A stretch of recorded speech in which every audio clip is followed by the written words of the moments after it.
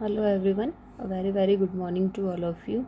जैसा कि question number 3 तक कंप्लीट कर लिया था, क्वेश्चन नंबर 4 मैंने आपसे खुद कहा था, या आप छोड़ भी सकते हैं या नोट्स में देख सकते हैं। हर एक क्वेश्चन करवाना पॉसिबल नहीं है, एक जैसे सभी क्वेश्चंस पॉसिबल नहीं है मैथमेटिक्स में करवाना, तो उसको आप ध्यान से देख लीजिए। तो अब क्वेश्चन नंबर 5 है हमारा। इन फिगर 7.51 आपको डायग्राम के अंदर नज़र आ रहा है, 7.51 डायग्राम के अंदर कि P R is greater than P Q. Triangle नज़र आ रहा है आपको एक पी क्यू आर, उसमें उसने बोल रखा है कि ये जो पी आर है is greater than P Q, यानी ये जो पी आर साइड है ये पी क्यू से ग्रेटर देन है। And P S bisects angle Q P R, यानी ये जो पी एस है बाइसेक्ट कर रहा है एंगल क्यू पी आर को।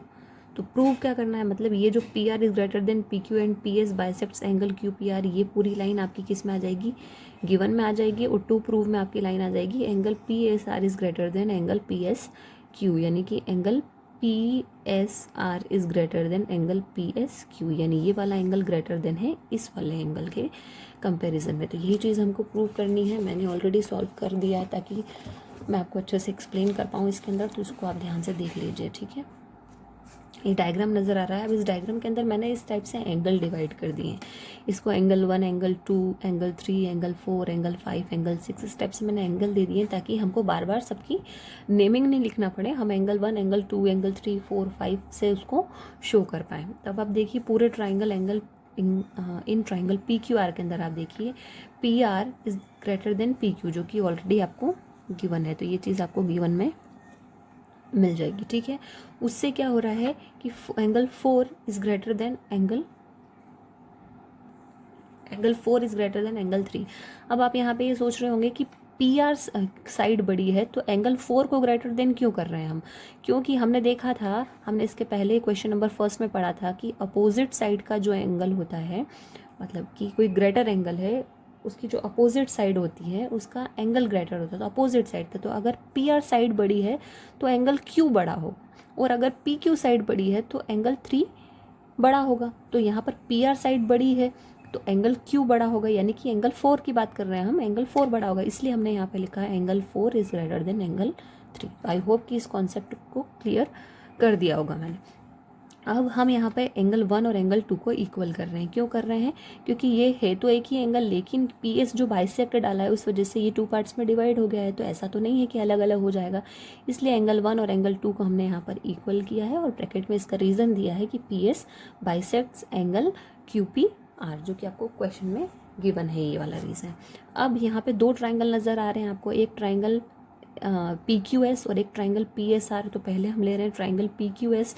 पी क्यू एस के अंदर अगर आप देखें तो एंगल 6 जो है वो एंगल 1 और 4 का प्लस जो होगा वो एंगल 6 के अकॉर्डिंग आएगा, और एंगल 5 का जो प्लस है वो एंगल 2 और एंगल 3 के अकॉर्डिंग है, अगर हम पी आर एस के अंदर देखें तो ये क्योंकि एक्सटीरियर है। अब आप सोच रहे होंगे कि एंगल 6 को एंगल 2 प्लस एंगल 3 को नहीं कह रहा, क्यों, क्योंकि ये एक एक्सटीरियर एंगल है और ये एक इंटीरियर एंगल है, इस वजह से। तो इसको हमने फर्स्ट और सेकंड इक्वेशन दे दिया। अब हमने एंगल 1 प्लस एंगल 4 और इधर एंगल 2 प्लस एंगल 3, इन दोनों को लिखा है यहाँ पर। इसका मतलब एंगल 6 होगा और इसका मतलब एंगल 5 हो गया, जो कि गिवन था आपको क्वेश्चन में। इस वजह से क्या हुआ, एंगल 6 क्या है आपका, एंगल 6 कहाँ है आपका, ये रहा। तो ये क्या हुआ, पी एस आर, ठीक है, ग्रेटर देन एंगल 5 क्या हुआ आपका, पी एस क्यू। तो इसलिए यहाँ पे क्या आ गया, एंगल पी एस क्यू, और यही चीज़ हमको प्रूफ करना थी, ठीक है। तो इस तरीके से छोटा सा मैंने ये 1 2 3 4 के अकॉर्डिंग कर लिया, ताकि नेमिंग नहीं हो, वरना इतनी सारी नेमिंग लिखने में आपको कन्फ्यूजन क्रिएट हो जाता।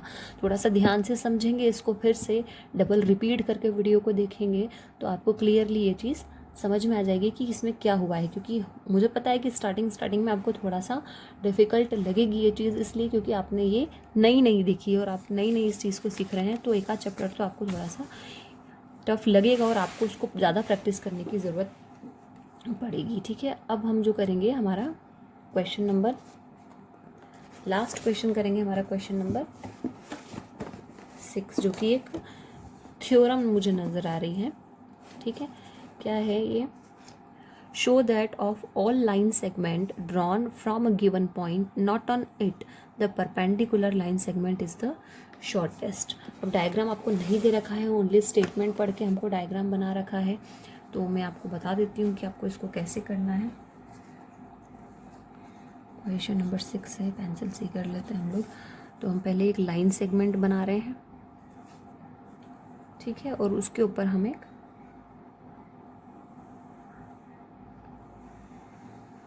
ट्राइंगल बना रहे हैं। तो ये हो गया P Q और R, और लाइन सेगमेंट को हमने नेम दे दिया, ठीक है।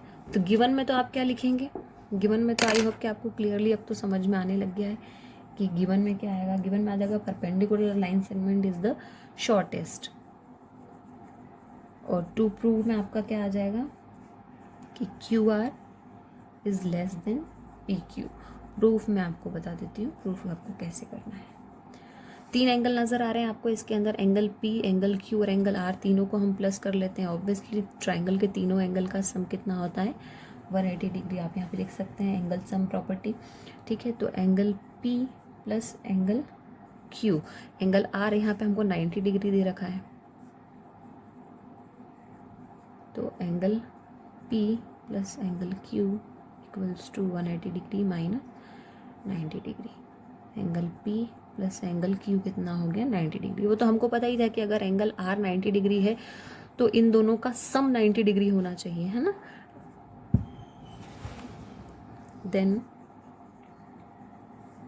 एंगल P, अब कुछ नहीं, अब सिर्फ आपको लैंग्वेज लिखनी है। एंगल VPN एक्यूट, एक्यूट मतलब 90 डिग्री से कम, एक्यूट मतलब 90 डिग्री से, सॉरी स्पेलिंग मिस्टेक, 90 डिग्री से कम। क्यों? क्योंकि तीनों के एंगल का सम 180 डिग्री होता है, एंगल R ऑलरेडी 90 डिग्री हो गया है, तो इन दोनों का सम फिर 90 डिग्री होना चाहिए, तभी आप 180 को कंप्लीट कर पाएंगे।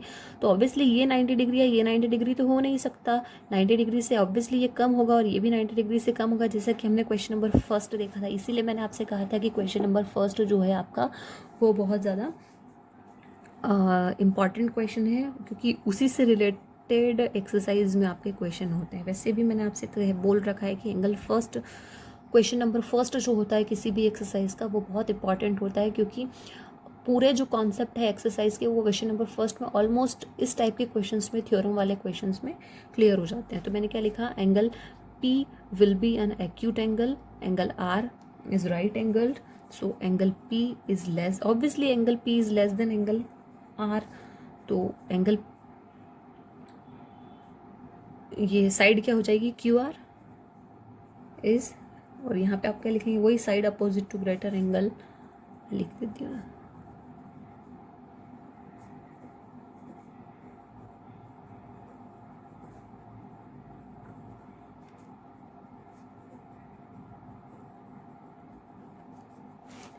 अब देयरफॉर लास्ट लाइन आपकी आ जाएगी यहाँ पे,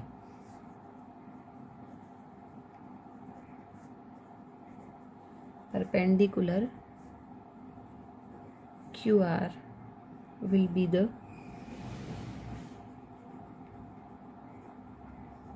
शॉर्टेस्ट साइड। इसमें तो कुछ भी नहीं करना है, ये तो जो हमने फर्स्ट क्वेश्चन देखा था उसी के जैसा है, ठीक है। तो अब ये मेरी तरफ से आपकी जो एक्सरसाइज है वो कंप्लीट हो गई है, मैंने आपको कंप्लीट करवा दिया है। आप इसको अच्छे से एक्सरसाइज 7.4 को कंप्लीट कर लेना, पूरा चैप्टर 7 कंप्लीट कर लेना। नोट्स मैंने आपको ऑलरेडी सेंड कर दिए हैं, तो कोई भी क्वेश्चन जो आपका छूटा है वो आप उन नोट्स में भी देख सकते हैं, और ख़ुद के नोट्स बनाए हो तो वो और ही बेटर है, ठीक है। अब आप इसको अच्छे से प्रैक्टिस कर लो बस, ताकि आप जो नेक्स्ट चैप्टर हम स्टार्ट करें उसमें आपको ईजी हो जाए, क्योंकि जो नेक्स्ट चैप्टर हम करेंगे उनमें भी ऑलमोस्ट क्वेश्चन आपके इसी टाइप से आएंगे, थ्योरम के टाइप से या प्रूव करने के टाइप से, तो ये आपको काफ़ी मदद करेंगे उधर। तो मैं आपको इसका टेस्ट ले लेंगे हम 1-2 दिन में, या जैसा भी होगा मैं आपको इन्फॉर्म कर दूंगी उस एप्लीकेशन के अंदर की टेस्ट कब होगा। तो आपको प्रैक्टिस करके इस चैप्टर का टेस्ट देना है, और उसके बाद फिर हम हमारा नया चैप्टर स्टार्ट करेंगे, जिसके लिए इंट्रोडक्शन के लिए मैं आपको कोई भी रेफरेंस वीडियो डाल दूंगी, तो आप वो पहले इंट्रोडक्शन देख लेना उस चैप्टर का, उसके बाद फिर हम उस चैप्टर की एक्सरसाइजेज स्टार्ट कर देंगे, ठीक है। Okay, thank you.